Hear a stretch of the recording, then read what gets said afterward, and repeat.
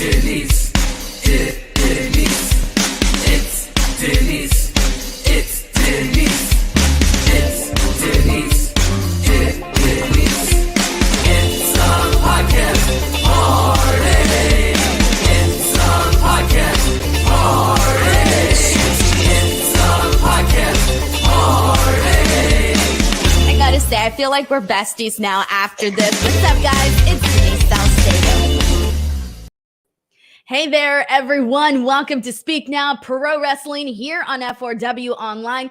It is October 12th, and we are here to talk about AEW Dynamite making their official debut, the first AEW in Canada. So we got so much to talk about here today because we all anticipated that this was going to be an eventful night, an eventful show, obviously with AEW making their Canadian debut. And it was a pretty damn good episode of Dynamite here today. I think for the most part would really, like, they had on paper a lot of really great stuff that came across pretty well on the show. But on top of that, they had a really electric crowd here tonight that really just added and made things even much better. So I will say, first and foremost, a shout out to everybody that was at the show tonight because they made things feel very, very lively. So much of like the talent that was coming out tonight. So many people got some great reactions, and it was something that definitely stood out and just added to the value of the show. Now, before we get into today's episode and before we recap everything in a nice chronological format, just a heads up to everybody, this Friday, I will be here to talk about Smackdown. I won't be here to talk about Rampage, but I will be starting an hour earlier and talking about Smackdown because I have to catch a flight on Friday night. So essentially I will have enough time, but just to do the Smackdown post show. So make sure you guys come in on Friday for that. Also, if you want to help support this podcast, if you enjoy it, if you have a good time listening to the show, or you want to get your questions, your comments, or your statements, whatever it is, read on this stream, you are more than welcome at any point to send in a super chat. Super chats get your voice heard on this show. But on top of that, you really do help support me, as F4W Online does allow me to keep 100% of the proceeds from super chats after YouTube takes their cut. So I want to thank you guys in advance. And we actually got our first super chat of the day. And this is from Brandon Rosen, a good friend here of the show. Brandon says, greetings from inside the arena in my hometown. Well, dude, hey man, shout out to you since you were part of that crowd. Great crowd tonight. Brandon continues to say, what a fantastic show. Happy to see it live. Never cheered so hard for a wrestling show in my life. And there's still Rampage tomorrow. Clearly, you did a phenomenal job because everybody was super loud, and that was something that really, really stood out today. And it kind of had to be too. I mean, obviously, given that it was for so many people, for a lot of those people, unless they traveled overseas, but who knows with the COVID restrictions and all of that. But there's still like a lot of people that this was their first AEW show, so people were going to be fired up, and it clearly showed on tonight's Dynamite episode. So thank you so much to Brandon Rosen for getting us going here. We got more people putting over the fact that this crowd was great, putting over the show. We got a great comment here from Ryan who says that AEW has done a great job of focusing on the younger talent. That's certainly something that we've been talking about here multiple times, whether it comes to Daniel Garcia, Wheeler Yuta, or even like people like Darby. There's just so many different names that you can think of. So honestly, it was good stuff all around. All right, so let's see what else we got. We got so many people in here excited that we also have Orange Cassidy as the brand new All-Atlantic champion. So much great stuff in here. All right, guys. So let's kick things off with the intro of the show. So we got an announcement at the probably maybe an hour or so before Dynamite started. On social media, Tony Khan announced that Renee Paquette is officially All Elite, and she made her official debut here tonight on the show, obviously in Canada, where she's from.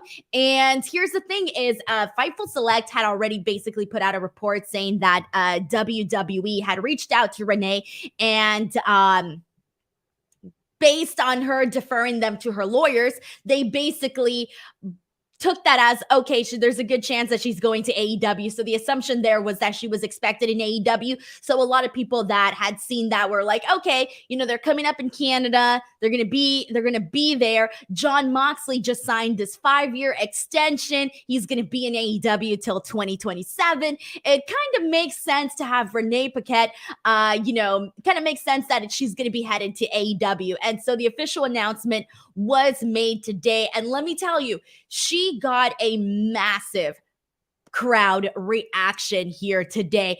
They basically did a little intro where they were like, our new addition to the broadcast team, Renee Paquette. She came out there and she was so happy, had a great smile on her face, looked phenomenal, just top to bottom. And she's kind of doing what Toni should, because I was wondering too, how they were going to incorporate her into the show, whether she was going to be a part of the commentary team, whether she was going to be doing interviews, because they have so many people doing interviews, whether she was going to be doing like additional content. Obviously, that's yet to be seen. But right now, from the looks of it, she's kind of doing what, she was doing prior in WWE, which was, well, she did a lot there. But, the interviews and, not just, pre-tapes in the back or anything like that, but also out in the, out there with the live audience. And you also kind of had, the way that I'm seeing is she's kind of taking over a little bit of what Tony Schiavone was doing. And even though we saw Tony Schiavone today and also Alex Marvez, for so much, a lot of the interviews were all Tony Schiavone. Like Tony Schiavone was going out there and doing it all. So now it seems like they're going to be having more of this rotation. For a second, I thought that maybe Renee was going to be totally taking over for Tony Schiavone, but he did have some interviews today, as well as Alex Marvez. And then they still have Lexi Nair. Lexi Nair's been doing a lot of stuff for Rampage, but she's also been doing plenty of interviews for Dynamite as well. So you're just going to be seeing clearly more of a rotation. They had a lot of interviews today with a lot of different interviewers as well. So she got a great reaction. I'm very excited to see this new phase of her career in AEW. And I think it's going to be an exciting one, especially based on what we've seen so far. And I know there was earlier another story that came out about like Warner Brothers wanting to look for more ways to create more AEW content. So that's obviously something that we might be seeing Renee in. Obviously, we don't know yet for sure, but that's, something to predict for sure. All right, so let's see what we got here. This is a super chat from Ebony Prince. Thank you so much to Ebony, who says, "Hey, Denise, sis, today was a good episode of Dynamite." It definitely was. And I'm glad to hear that a lot of people here in the chat felt the exact same way. So thank you so much to Ebony Prince for sending this in as well. And we got a lot of people also putting over Lexi Nair for doing a great job on interviews and whatnot. So it is going to, I'm assuming we're probably going to still see her do stuff on Rampage, but we haven't seen Dasha, because Dasha was also doing interviews for a while, and they kind of took her, like, we haven't really been seeing her do interviews, and then every now and then we see her do ring announcing. She did ring announcing this, I think it was on Friday, when she did for Rampage. I was very happy to see her ring announce there. I would like it if she did more ring announcing as well, because she does a good job with that. But I believe she may also be doing commentary. I'm not too sure about that. So yeah, it is interesting to see how they've been, sort of like weaving in and weaving out certain people. But now with Renee there, she's clearly going to be one of the main people, along with Tony Schiavone, just like pure star power and all of that alone. Blair Elysian, thank you so much for sending a super chat. Blair says, manifesting a pre-show panel with Renee as the host and you on the panel. That is so sweet, Blair. Thank you so much for that. That's something that we haven't been seeing, like that type of format for the AEW shows just yet. Obviously, WWE does do that with Kayla Braxton, with Renee previously doing them before that. You've also seen Charlie Caruso in that chair. That's not something we see in AEW. So I do hope they utilize Renee in that position, because it's just going to add, a little extra to the production and the analysis and just like the overall excitement heading into a pay-per-view. So thank you so much for this very kind and generous super chat, Blair. Alrighty, so let's go ahead and go on from here. So she has a quick interview with Christian Cage, and this leads into the match between Jungle Boy and Luchasaurus. Now, I did not know exactly what direction this match was going to go in. I didn't know if they were going to have Jungle Boy defeat Luchasaurus or just have Luchasaurus defeat Jungle Boy. I feel like there's still so much that they can do with this story. So I do kind of like the outcome that they went through with Jungle Boy and Luchasaurus. But basically what we had here was, okay, so this match, it was really fun to watch, and the crowd was really, really hot for it. Like, technically looking at it, it wasn't a perfect match, technically speaking. However, it kind of added to the charm of this match, because even though some stuff looked a little bit like odd or just a little bit different, it added to it. I don't know how to explain it. Like, there was the moments where Jungle Boy did like a reverse hurricanrana on Luchasaurus, but because Luchasaurus is so damn tall, it looked a little bit strange, right? But regardless, I loved this match because we know the story between Luchasaurus and Jungle Boy. We know, the ending of a friendship, the breakup of this friendship. We know all of that. So, and the manipulation that Christian Cage has brought into the storyline. So, with that being said, I loved that they worked this match and fought this match in a way that was like, yes, these two guys, they have a controversy. They have beef with one another, and it came through very much so in this match. So even though I thought some things looked a little bit like not technically perfect, it didn't really matter in this situation, just because I thought that they pulled it off and it worked for them. At the start of this match, we saw Luchasaurus bring out a table. So the story that we were kind of seeing in the beginning was like, okay, Luchasaurus brought out this table, but who's going to be the one to go through this table? Because they were both, trying to avoid it. And usually, as we all know, the person who brings the table ends up being the one going through the table. So we did end up seeing Jungle Boy put Luchasaurus through the table. But this was a fun match. Obviously, there was for the finish, we saw Christian briefly distract Jungle Boy. And so this essentially allowed Luchasaurus to hit the super choke slam, and that is how he is able to get the win in this match. I did not hate the finish because it, so many times we're talking about like, oh, we like distraction finishes being crap, and I get all of that, right? But for this particular story, Christian Cage is obviously the big he's the person in this match he's the person in the story that has played a huge role in it, given the fact that he's the one that broke them apart. So I did not care that he got involved in this match, thus allowing Luchasaurus to get the win here. I thought this was a really good opener. Let's see what you guys thought. Let's get some thoughts in here and see what people are saying. We got Grapple Geekery in here, sends in a super chat. Thank you so much. He says, formerly known as Hagen here.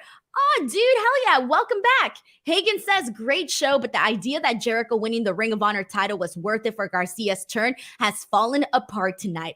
So that's going to be something that we discuss in just a couple of moments here once we get through that portion of the match. But I saw a lot of people on Twitter that did not seem to like the events that unfolded today with Daniel Garcia and Jericho and Bryan Danielson and all of that.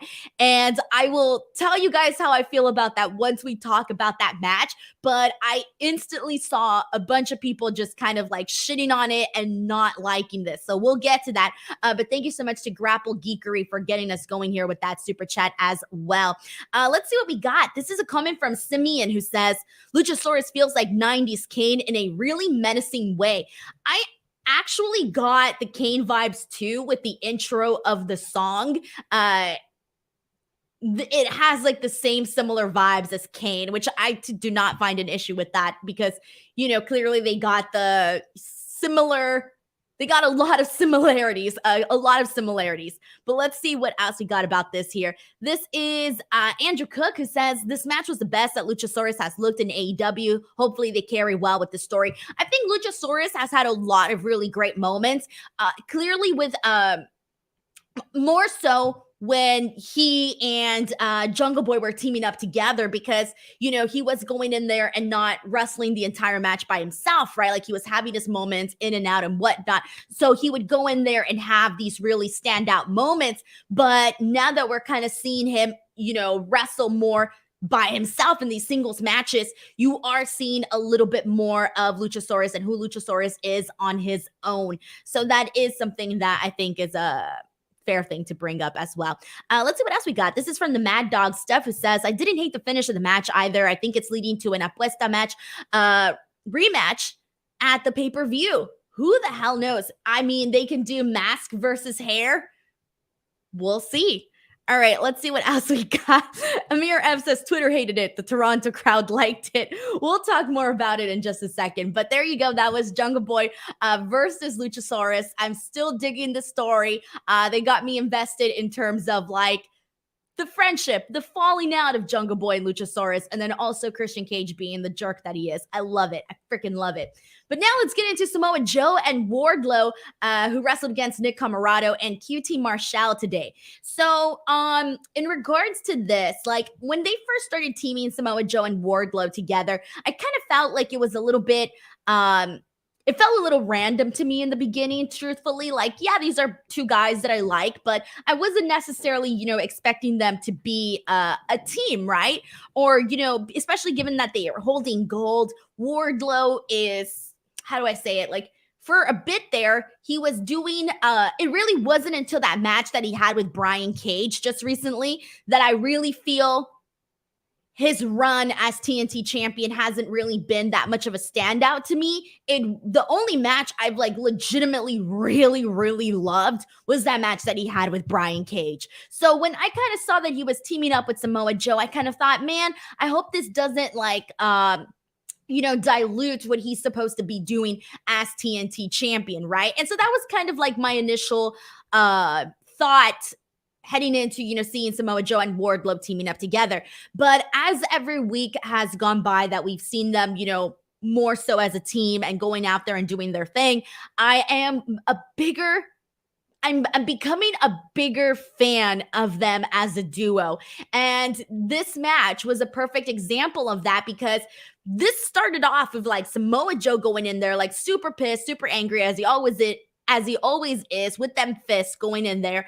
Wardlow, he hasn't gotten a reaction like that in a very long time. Like, I feel that the crowd reaction that Wardlow got tonight was reminiscent of some of the previous, the earlier reactions that he was getting when, you know, this whole beef between him and MJF was going down. But I haven't heard a reaction for Wardlow like that in quite a couple of weeks. And that's not saying that Wardlow's not over, because he clearly is. And, you know, he's still a popular guy. People love the guy. But I do feel like it has been a difference seeing the reaction that he got, for example, at Revolution, and then versus, you know, even the reaction that he got at Double or Nothing, and then the reactions that he got afterwards. This was really a great reaction for Wardlow. There was a moment where he went in there and he gave a freaking awesome headbutt to QT Marshall, and I especially loved it because I don't know what was going on there. This was something so minor, but it made me laugh really loud, because when he did the headbutt, the camera caught like his eye movement, or I caught his eye movement. So he did like kind of like the Undertaker look, but then he did like the headbutt. I don't know. It looked pretty damn hilarious actually, but it was still a very hard hitting headbutt, which I appreciated it. And you guys know how I feel about all that here. Anyway, so afterwards, we see Wardlow hit the senton, and it looked good in the air. The landing was not necessarily precise, so he kind of did miss Nick Comoroto. The landing wasn't necessarily the best, but the execution of like the way that it looked was phenomenal. Obviously, with a guy Wardlow's size, doing anything like that is always going to leave you like, you know, mind blown. And so it looked great. The landing wasn't perfect, but everything else was. Samoa Joe ends up winning the match with a Coquina clutch, and I liked it. They looked great. They looked like a dominant freaking team together. Why wouldn't they? those are two guys that if you see them, you don't want to mess with them. You do not want to mess with Wardlow and Samoa Joe. And that's the presence that they have when they go out there and have these matches. Afterwards, we do see Wardlow hit the Powerbomb Symphony on freaking QT Marshall. And then we have Bryan Cage and the Gates of Agony come out. Bryan's going out there saying how he hasn't seen FTR at all, and he hopes that they didn't even let them into the country. FTR comes out there, and this all leads to them bringing out Shawn Spears, who's a babyface now. We haven't seen Shawn Spears in quite a bit. He was a big part of, the MJF Wardlow story. He was Wardlow's accountability buddy. Let's not forget that. So he comes out to a huge ovation, obviously in Canada. So really good ovation for Shawn Spears. He goes in there and basically he sends in Solo to the ring, and he ends up getting the big rig from FTR. So afterwards, you have all the guys just basically standing out there and smiling and, looking pretty. So this was perfectly exciting to see Shawn Spears come back and get the reaction that he got. It was really nice too. Shawn Spears, I thought, was doing a great job with everything that he was doing with MJF and with Wardlow. I was a fan of that stuff that he was doing there. And let's see what people are saying in regards to this match, in regards to Shawn Spears, etc. Let's see what we got here. This is from Danny Padilla. Thank you so much to Danny for sending in the super chat. Danny says, "Hi Denise, love the way they brought in Renee. Think she's great. Also recently watched the interview you did with Aussie Open.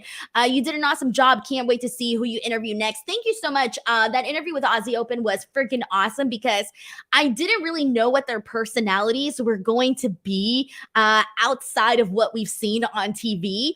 And so I was pleasantly surprised, or not surprised, that's not the right word, but it was just a pleasantry to kind of just see what they're like, outside of, what we're seeing on television, obviously. And they talked about, their experiences in AEW, and they talked about, kind of the overwhelmingness of being part of this,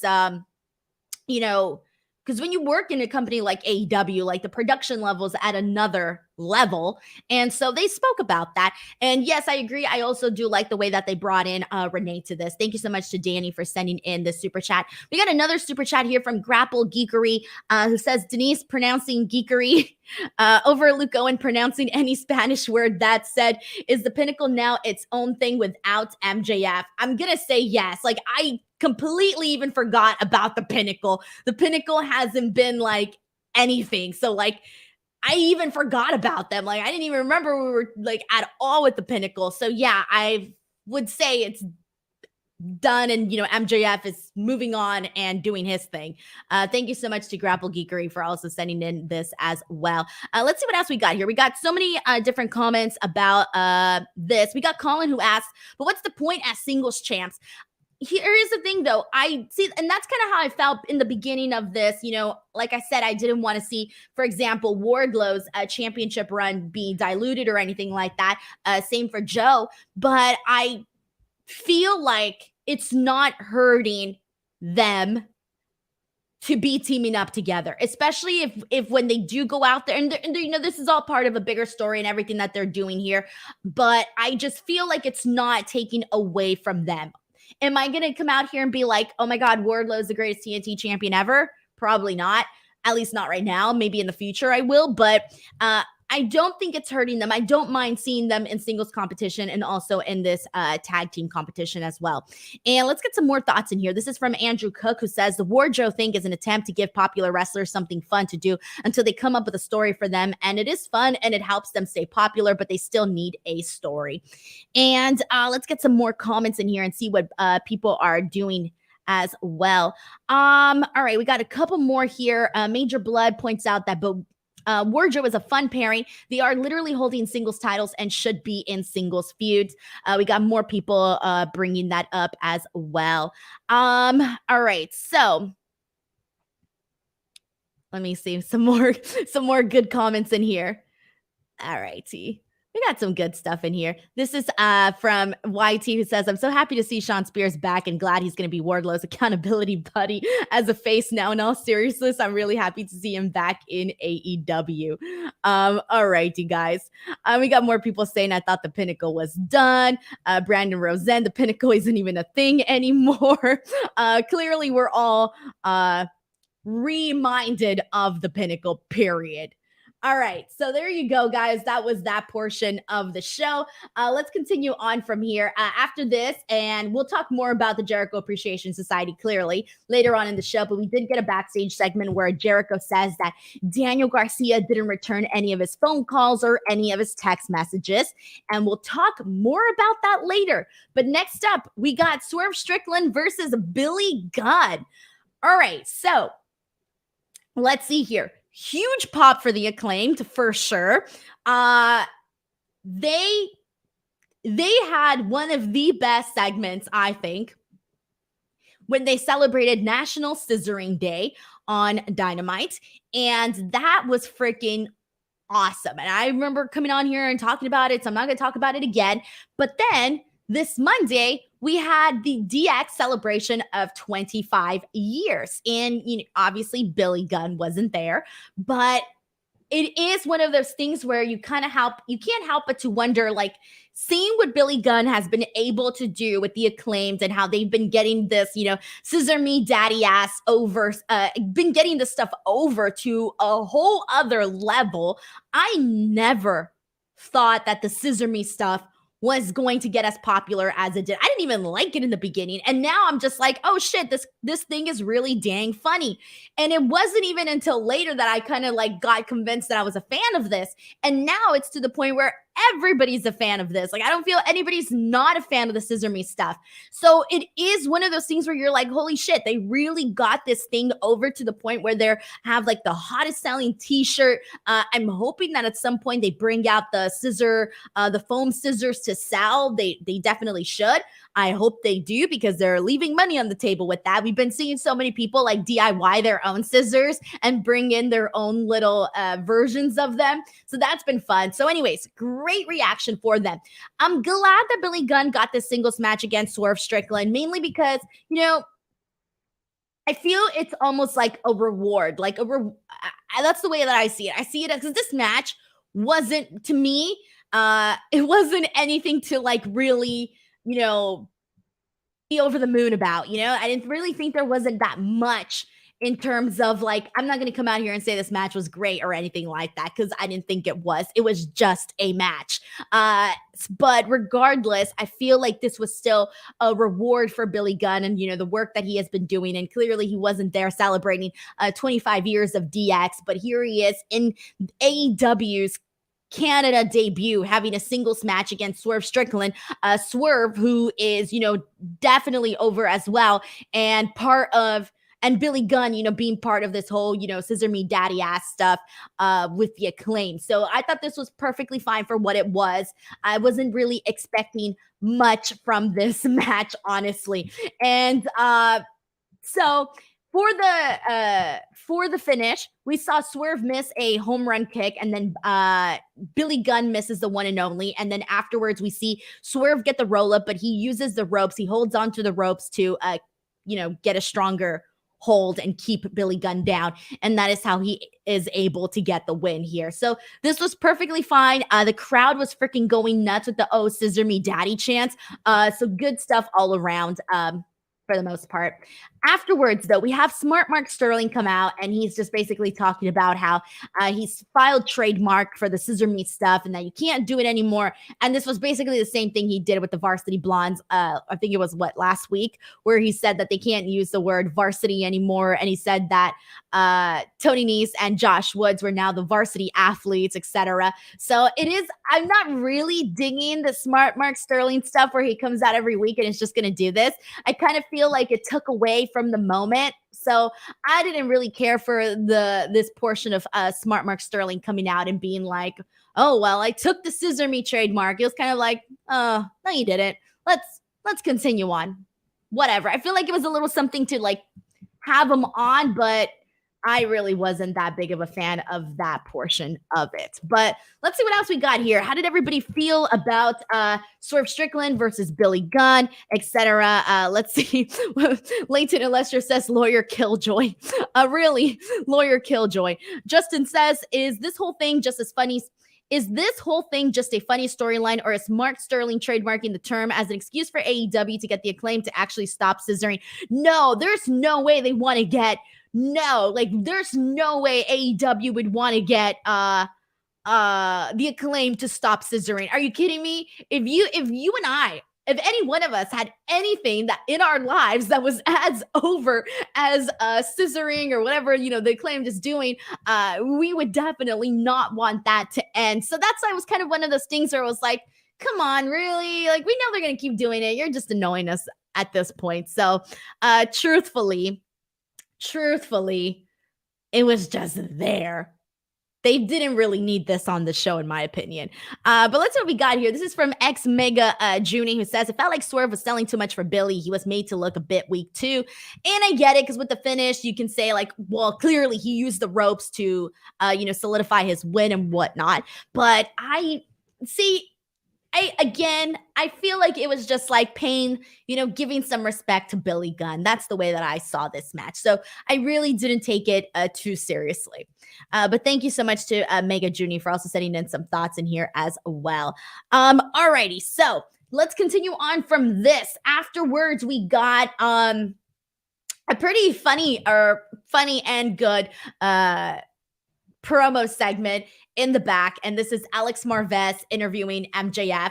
MJF is going off about, Wheeler Yuta and everything that occurred with William Regal and the face-off and all of that. Stokely Hathaway comes in, he interrupts, and MJF calls him Carlton Banks, as you guys all know from the Fresh Prince of Bel-Air, and he says that he has the wardrobe like Carlton Banks, because he would come out with the little sweater vest and the little geeky clothes with the little button-ups and stuff. So I thought that was pretty funny, actually.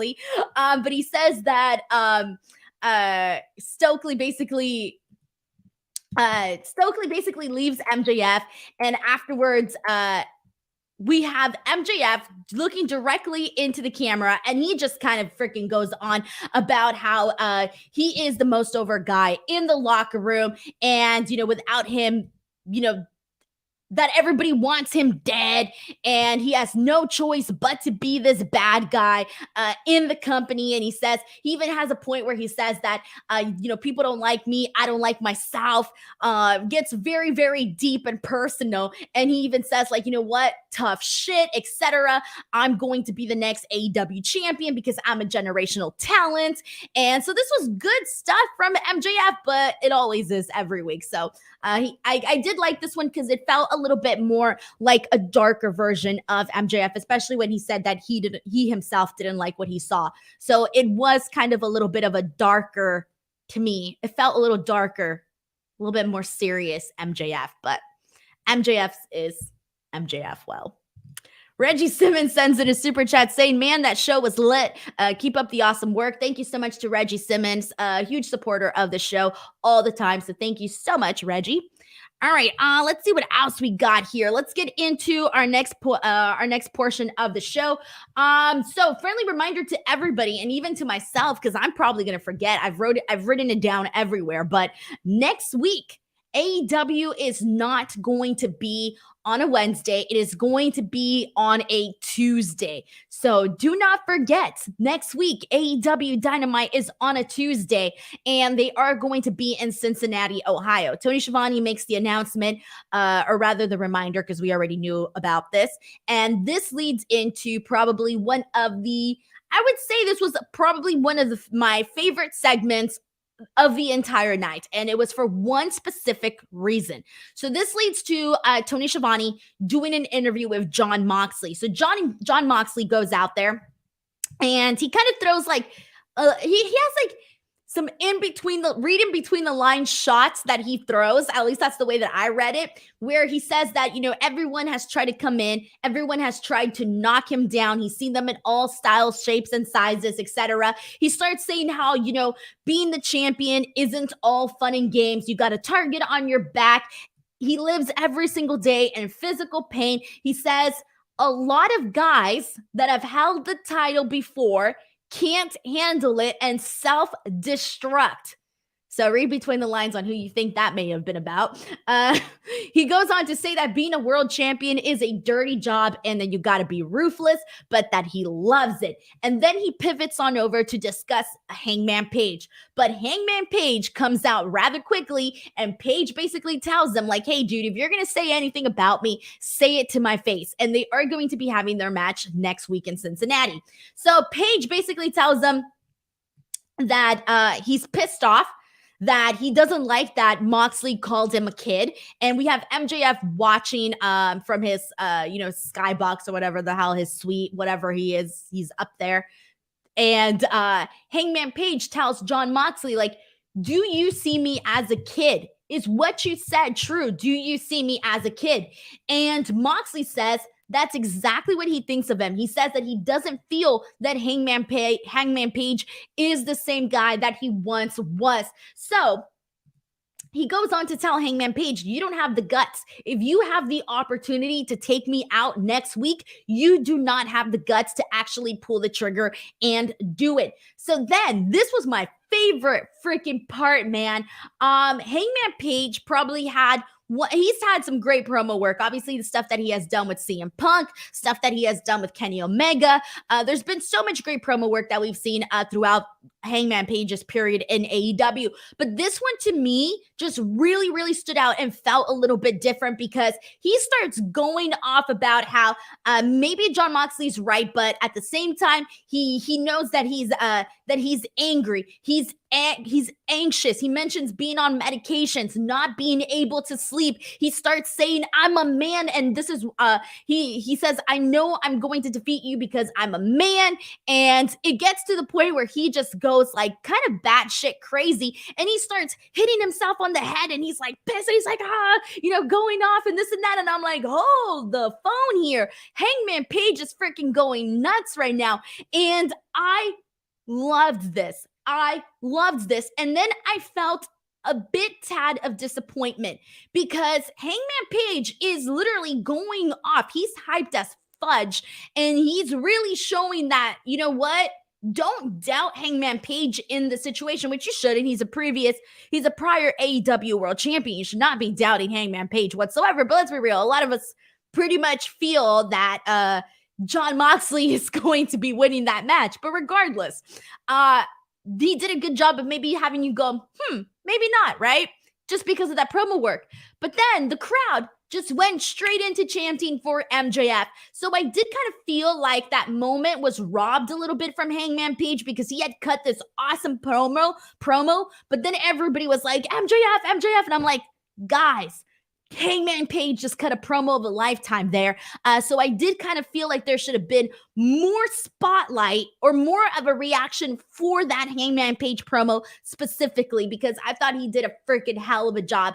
Clearly, Jon Moxley is going to win that, but regardless, I think they did a good job this week of really building towards that match with Jon Moxley and Hangman Page. So there you go. That was that. And we all know that this is leading clearly to Jon Moxley, MJF, and chances are that's happening at Full Gear, but we'll see. We got a super chat here from Brandon Rosen who says, love the promo from MJF, although I would have been happy hearing from him insult my city and our hockey team. Yeah, that's true. You know, that is true. They could have easily had MJF actually go out there and, really feed off the crowd, especially with Canada. So yeah, you're right on that. I didn't even think about that till really you mentioned it right now. Thank you, Brandon Rosen, for also sending this in as well. And yes, we are going to be having the Tuesday Night Wars. All right, here we go. Let's continue on. And we got more people sending in lots of different thoughts on this one as well. Yo, Don says Hangman's 31. I thought he was younger than that. No, I actually thought Hangman was older than that. When he said, I don't think I ever really knew Hangman Page's age. Or maybe I did and I just forgot. When he said 31, I thought, oh, that's it.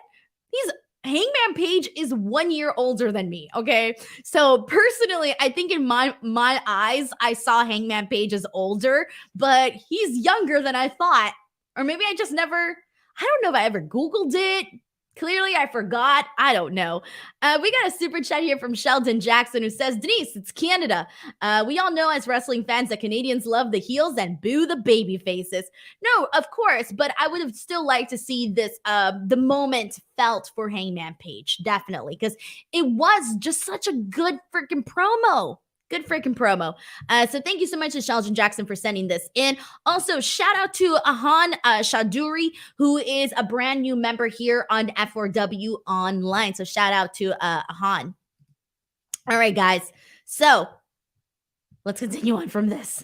All right. Afterwards, we got Chris Jericho versus Bryan Danielson, numero tres. This is their third match together in AEW, third singles match together in AEW. Jericho really said that he loves wrestling Bryan Danielson. He said this in the All Out post show that they did. The media scrum, excuse me. He said that one of the reasons why he loves working Bryan Danielson is because they go out there and they call it in the ring, etc. And these two, you can tell, man. You can tell when they go out there, they're just having a freaking blast. I love their first match. I love their second match. And their third match to me wasn't any different. I loved it just as much. I feel like, though, having this match here it made sense to me to have this match in front of this crowd because you can tell they really were just appreciating everything that they were doing. They had a really, really fun match. At one point, there was a moment where both guys were down and dude, seriously, the crowd was like insanely into it at this point. So it felt like a big deal matchup, and it should because it's Bryan Danielson and Chris Jericho. So it should feel like a big deal matchup, and it's exactly what they was. They delivered, the crowd reacted.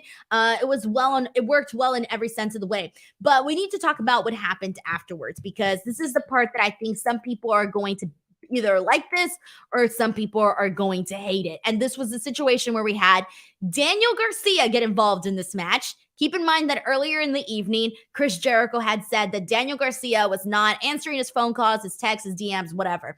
And we know that they've been doing this whole, you're a pro wrestler. No, you're a sports entertainer. And Daniel Garcia has sort of been, there's been certain weeks where he's been leaning, towards Bryan Danielson, and you've been wondering, like, okay, is he gonna, turn on Chris Jericho? It kind of felt like that was the direction that they were going in, and they teased that a whole lot. So there's a moment where Jericho has an opportunity to hit Bryan Danielson with his championship belt, and Daniel Garcia runs out there and stops Chris Jericho from cheating in this match. And keep in mind, the referee at this point is knocked out. So, he got knocked out earlier. So he wasn't seeing any of this. And so he stops him from using the belt and cheating in this match. This allows Bryan Danielson to get a quick strike in on Chris Jericho. And then just when you thought, all right, Bryan Danielson's going to get the win here. No, Daniel Garcia then uses the belt and hits Bryan Danielson with it in the freaking head. And they get the referee back in there. He counts the 3 and Garcia wins this match. So there were some people that I saw instantly did not like this. And I got to tell you, I did like this. And there was one reason why I liked it. And maybe you guys saw it coming. I don't know. I liked the fact that I had a legitimate reaction to Daniel Garcia going out there and hitting Bryan Danielson in the face with the freaking belt. I thought there was a good chance that he was going to ditch Chris Jericho and be done with. And so personally, I kind of liked that they surprised me there. And I know some people are going to be like, oh, I saw that coming. Because in every time people always say, I saw that coming. I saw that coming.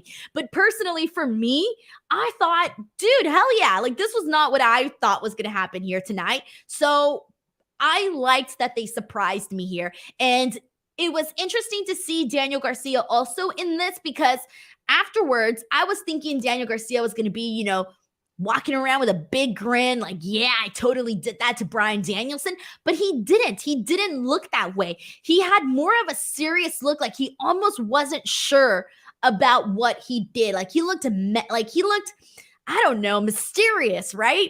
And I thought he played that part off really well. And even afterwards, we finally saw a little grin from Daniel Garcia.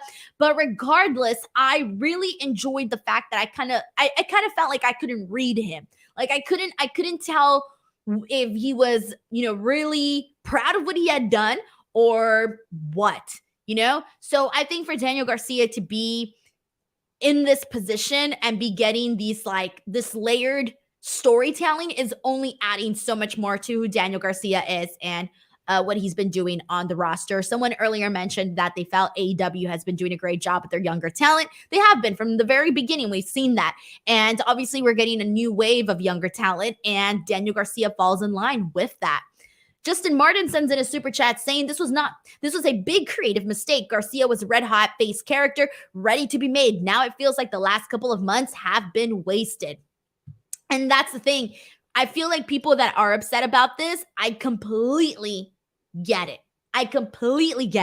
Because again, I didn't see this coming. I thought they were going to go the other direction, the one that felt more obvious and, aligning himself with Bryan Danielson. Come on.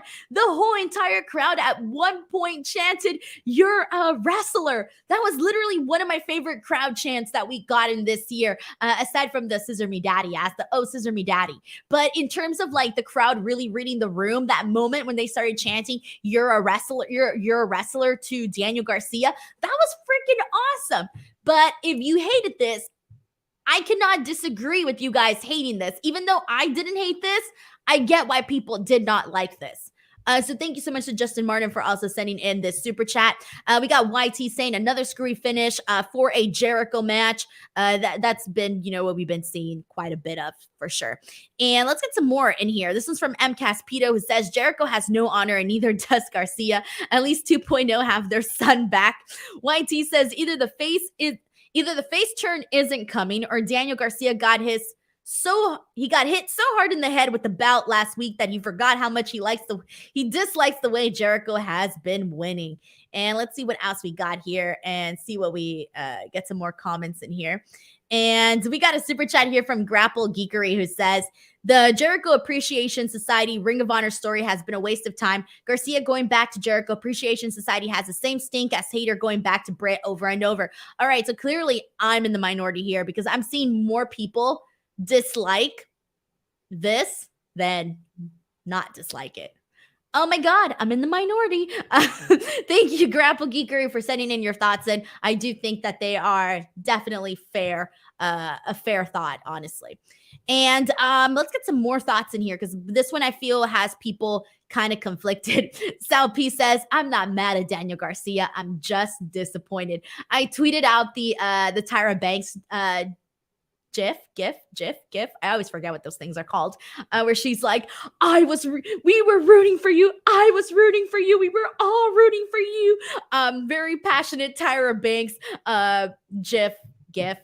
God damn it. I always forget. Alongside Daniel Garcia's image. So let's see what happens here. Let's see what else we got. There's so many thoughts on this one. This one's from Pro Wrestling Fan who says, Bryan said Garcia can choose whatever path he wants. So I'm thinking he turned on Bryan and see him turn on Jericho Appreciation Society too and say that he's grown so much he can stand on his own and challenge Chris. See, I'm not completely opposed to this because, like I said, it was kind of hard to read Daniel Garcia at the end of that. I was expecting him to be, just like I said, a lot happier about his decision, and he kind of looked like he was just, dead inside. So we got William Pickham sends in a super chat saying, if Garcia goes on to turn on Jericho as well, to be in his own, I think that'll work. Okay, so you're the second person now who brings that up. So clearly that is now the next prediction that we are moving on in terms of the Jericho Appreciation Society and Daniel Garcia situation. Talk about an ego, right? Like, nah, I don't want to join you and I don't want to join you. I'm going to be me. Hey, maybe you got to respect that in a bit, So it's going to be interesting to see where they go about this with Daniel Garcia, especially because like the chat here and Twitter are clearly telling me they hated this. Thank you to William for sending in the super chat. I appreciate it, man. Alrighty, so let's see what else we got here. And thank you so much. People are saying GIF. feels more natural. GIF as in graphics. No, wait. YT says GIF with a J sound feels more natural. GIF? I normally say GIF. What do I say? GIF. No, I say GIF. But then somebody last time corrected me and they said GIF. So I think after that person corrected me, I just second guess myself all the time now. So I hate myself. Moving on. I'm gonna be like MJF. I don't like what I see. I forgot what he said. All right, let's move on. And thank you, Dylan. Jif is a peanut butter brand. I was thinking it too. I get Jif. I get the chunky peanut butter. I love peanut butter. YT says he says both. All right, moving on. I'll put a poll later on Twitter or something, GIF or GIF, so that I don't come on here looking like a geek. All right. We got two more things to talk about here today, and then we'll go ahead and wrap up this show. Once again, guys, if you want to help support this podcast, please send in some super chats. They keep me funded. But also, just thank you so much for tuning in each and every single week. As you all know, I'm live here 3 times a week on F4W Online. Tuesdays, I'm here to chat about NXT. Last night's show was a pretty good one. We had a good time. So if you guys want to keep up with the NXT product, if you're like, what's going on in the NXT world? I got your back, man. I'll let you know what's going on that show. Wednesdays, AEW Dynamite is my most popular show of the week because that is when so much happens. We just have so much to talk about, and there's just a lot of interest, for the show. For Dynamite. And then Fridays, I'm here to talk about SmackDown and Rampage. However, this Friday, I will only be covering SmackDown just because I do have a flight to catch. And I'm in LA, guys. And LAX on a Friday night, let me tell you something. It is brutal, okay? It is bumper to bumper inside that place, okay? So I'm going to have to leave the second I click off on Friday. So I will be here to talk about SmackDown, and we do have they already promoted Bray Wyatt for that show, and so we're really going to be able to find out hopefully this Friday what this new version of Bray Wyatt in WWE is going to look like. So we'll be talking about that this Friday. All right, but now let's go ahead and get into the women's tag team match that we got today. We had Jamie Hayter teaming up with Britt Baker versus Toni Storm and Hikaru Shida. I was really looking forward to this match in terms of, looking at this card on paper, this was one of the matches I was most looking forward to. I feel that the last 2 weeks, really, they've been doing a pretty good job with the women's segments the last 2 weeks. So I kind of really wanted to see them continue that. And I think that they did so here today. I would have liked this match. I think this match could have gone longer. Really, it could have, because there was still so much that they could have done. But regardless, this was a fun match. I thought that they all went out there and had some pretty good moments. I love the Meteora off the second rope that Shida did to Britt Baker. That looked really great. I love the double thrust kick that we saw Jamie and Britt do. And then Jamie Hayter has a really good sliding lariat that she does. Oh, it's nice and hard hitting. I like that. So that really stood out to me in particular tonight. And then there was a moment where Britt tries to lock in the lockjaw on Shida, but Shida avoids it. And then we get some back and forth rolls between Britt and Shida, with Shida eventually getting the win there. So I'm happy that Shida got the win for her team. I really kind of like Toni and Shida teaming up together. I thought when they were both walking down the ramp, they both just look super badass. And I think they have this, if I remember correctly, they have the same length of hair or similar length of hairs. And so when they were walking down, they had like the same similar walk, then the same hair. So visually, I kind of really enjoyed seeing Shida and Toni together, and overall just good movesets from both teams. So I did think this match could have gone a bit longer, and it could have really, had this match gone longer, I do think that it would have been a more talked about match, I think. I think people would have been talking about it like, oh my God, this match was great. Had it just had a couple more minutes. So anyways, it was good for what it was. And let's see what else we got. Let's see some comments. This is from Justin, who says the match felt too short, but it was really good. Nice to see Shida get a big win to set up the title match with Toni next week. Agreed. Completely agreed with all of that. All righty. So we got Andrew Cook, who says Shida got a nice shine tonight. She's still awesome. Yeah. And, I'm very happy that people did not forget that they like Shida. You know, does that make sense? You know, there's a lot of people like saying that she should get another shot at the title. And I'm like, yeah, why not? And I like that. I like that people just didn't say, I like that we're seeing more people say, you know what, Shida deserves a second go at the title versus, oh, been there, done that. You know, I like that people are saying that they want to see her as champion someday again. All right, let's see what else we got. This is from Major Blood, who says this match was great. Shida getting a win on Dynamite is a huge plus. They need to use their former women's champs more. Yes, because they obviously come with a great credibility as previous champions. And so, let's see what else we got here. Let's jump into Pac versus Orange Cassidy, which was the main event of the night. And this was for the All Atlantic Championship. Now, this was the match that I was most excited for heading into today's show. And I know when we have Bryan Danielson and Chris Jericho, I kind of felt weird saying that wasn't the match I was most excited for. But the only reason that wasn't the match that I said I was most excited for is because, you know, obviously we've seen it a few times now. But I was really looking forward to Pac versus Orange Cassidy. Really, I was. And, you know, was it Friday? Yeah, Friday. On Friday, we had Rampage and Battle of the Bouts. And the number one thing, if you were here for that show, holy damn, did I like put over Pac. Jesus, I was such a big fan of what he did on Friday that coming into today's show, I was like, you know what? I know everybody wants Orange Cassidy to win, and I do too, because man, given everything that Orange Cassidy has done in AEW, you want to see the man win some gold. So I was very happy for Orange Cassidy, but let's say he didn't win. I know people were going to be so pissed, but there was part of me that wasn't going to totally hate it just because I really like Pac as champion too. So I was kind of good either or, but the obvious person that needed to win this match was Orange Cassidy. And I do think the majority of people would have been like, what the fuck? Why didn't you have Orange Cassidy win? So I'm glad that they did have Orange Cassidy win this match. And he holds gold now in AEW, All Atlantic Champion. So that's going to be exciting to see. Good for him, man. Good for him. But let's talk about what actually unfolded during this match, because this was a fun match here. Instantly, right from the top, Orange Cassidy went right in for the orange punch, excuse me. And Pac avoided that instantly. So he kind of got the upper hand just a tad bit in the start of this match. But afterwards, this all led into Pac essentially mocking Orange Cassidy. And so he was mocking him by doing Orange Cassidy's shtick on Orange Cassidy. But then finally, Orange Cassidy gets in the double drop kick. So he kind of gets the upper hand there for just a bit. But they end up going to the outside because Orange Cassidy goes for a tope. And instead, Pac ends up hitting the Falcon Arrow on the outside of the ring. So it looked really, really cool, actually, really cool. Then there was a moment where later on in the match, we saw Orange Cassidy nearly get counted out. And let me tell you, I kind of fell for this.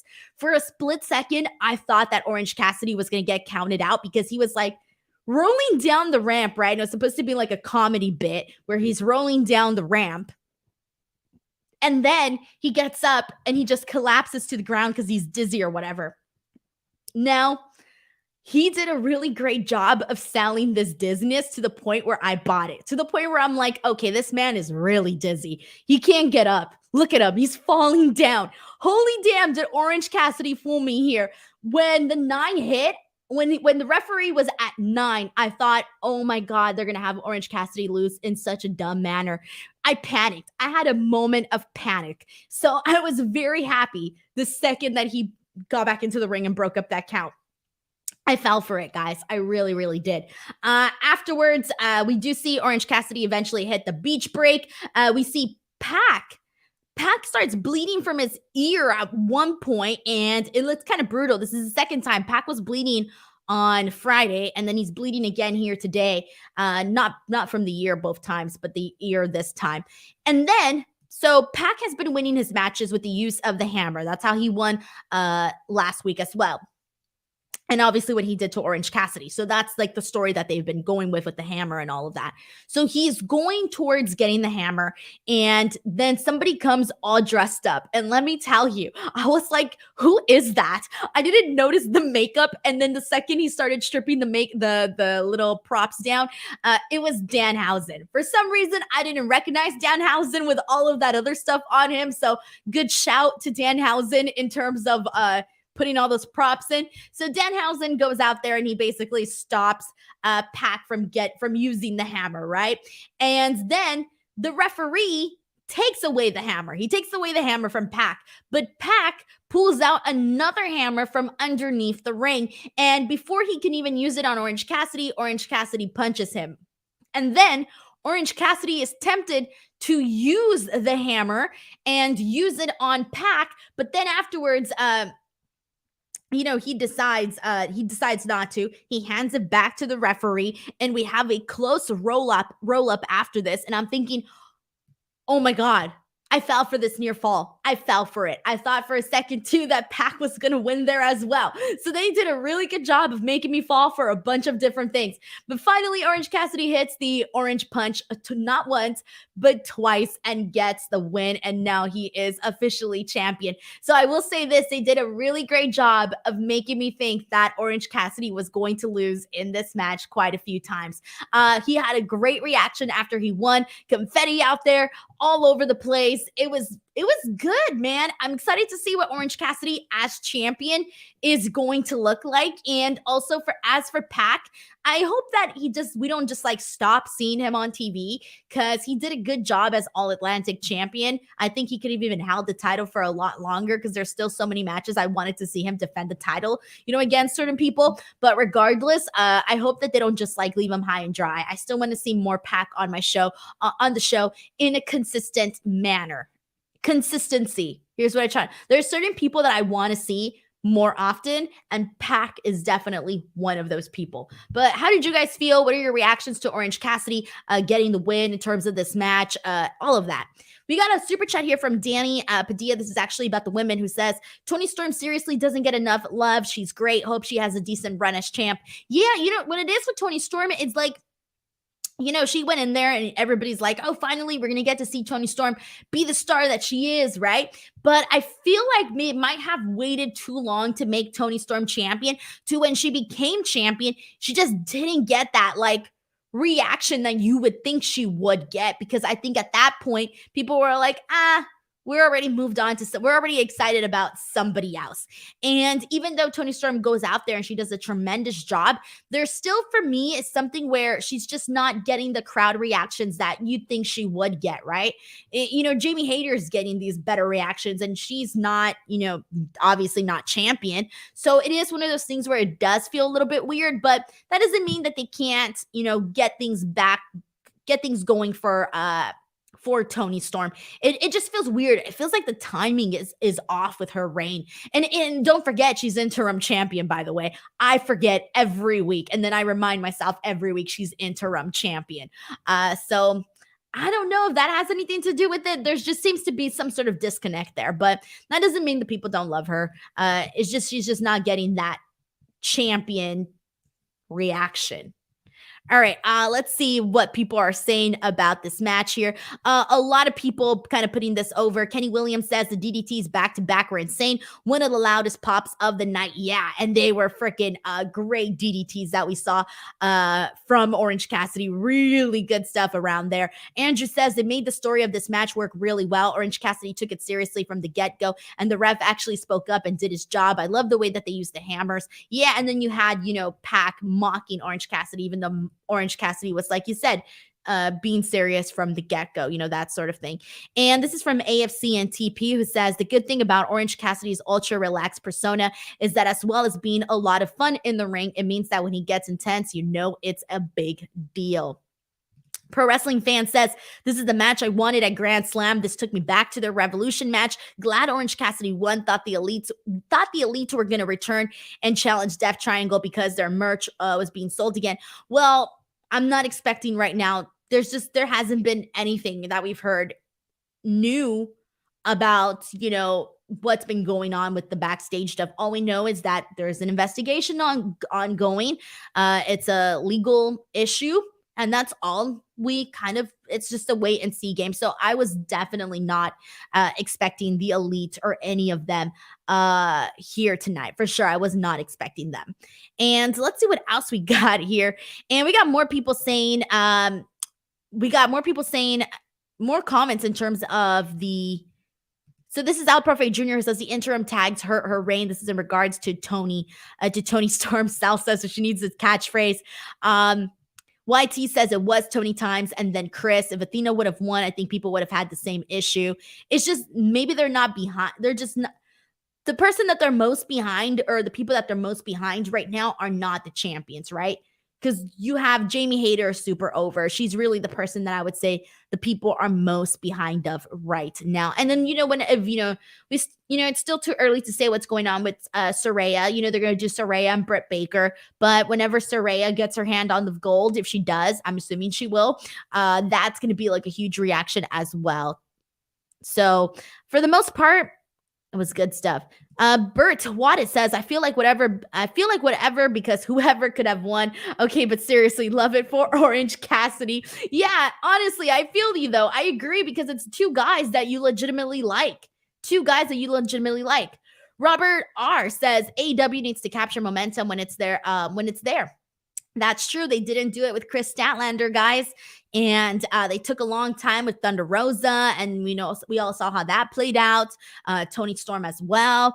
And, Jamie Hayter, they still gotta build her up a little bit more in terms of like in-ring wise, just to show the people why they're rooting for her, show the people why they're cheering for her a little bit more. But I think that if they were to like go and start building her up for the championship, especially right now that she's over with the people, they definitely have something there. We got All Elite Lake Show who says, fun show overall. The crowd was effing crazy. Thank you so much to All Elite Lake Show for sending in the super chats. Much appreciated. And yeah, the crowd really made the show feel even extra special, clearly. And that's what I was expecting. Like that was the thing that, besides what was announced for the show that I was looking forward to, is just kind of like, what's the atmosphere going to be like for AEW Canadian AEW fans, right? We've clearly seen WWE run in Canada plenty of times, so we know what to expect from that end. But it's going to be a little bit different for the AEW version of the show. So overall, I thought it was a pretty good show. All right, guys. We got more people. Sean Sirani says, just got home from the show. We were going nuts.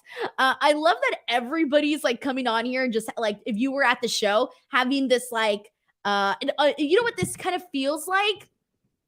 Like the big sports feel, when you go to a game and the game was so freaking great and then your team won and all the crowd's going like, yeah, our team won, that's kind of how I'm feeling, like the vibe from the people that were at the show that are coming on here and are like, we were at the show and we had a great time. It feels like that sports feel, kind of like the whole Fever Pitch thing when you guys saw the movie with Fever Pitch with Jimmy Fallon and Drew Barrymore. I'm imagining it like that in my head. All right. Thank you so much for letting us know how all of that was. All right, guys. We got more people. We went ham. I love it. All right, everyone. That was AEW Dynamite, October 12th, their Canadian debut. Thank you so much for tuning in each and every single week. Before I wrap up the show, just a heads up, if you haven't already, make sure to go follow me on Twitter at _ Denise Salcedo. I am about 16,600 and something Twitter followers away from hitting 100K, and I'm really trying to get to 100K by freaking January 1st, because I don't know why. I make crazy goals for myself and then beat myself over the head multiple times if I don't get there or trying to get there. So please go follow me on Twitter. I'm constantly posting memes and live tweeting and giveaways and interviews and videos and podcasts and streams and got everything that I can think of under the sun. I work really, really, really freaking hard on that social media page. So please, at _ Denise Salcedo, go give me a follow. Come chat with me. I'm really, really active. If you tag me and you're supporting the show, I'll make sure to retweet you. I constantly see that as well. And that really, really helps just, keep pushing this show forward. Other than that, I will see you here on Friday to chat WWE SmackDown. See you guys on Friday. Bye, everyone.